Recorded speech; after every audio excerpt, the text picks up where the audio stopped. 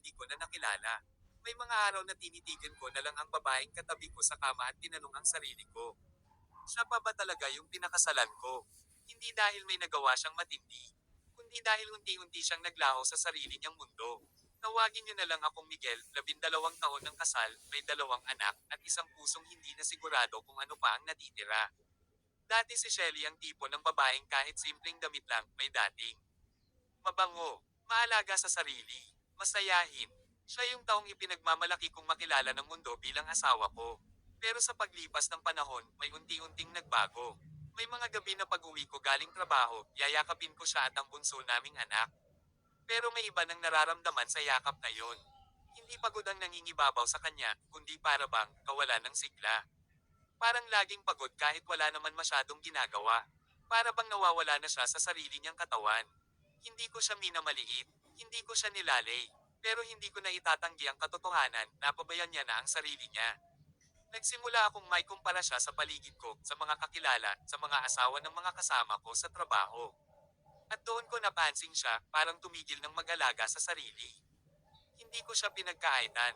May katulong kami sa bahay. May kumpletong budget. Hindi siya napapabayaan sa kahit anong aspeto.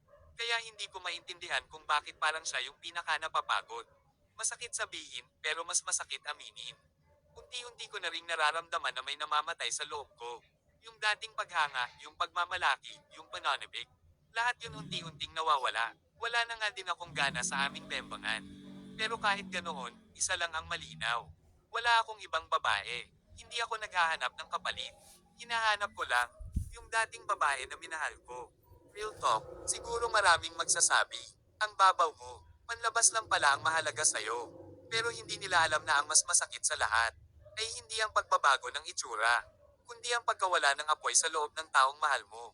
Kaya sa mga babaeng may asawa, at sa mga lalaking may minamahal, ang relasyon, hindi yan natatapos sa kasal. Mas doon pa nga nagsisimula ang laban.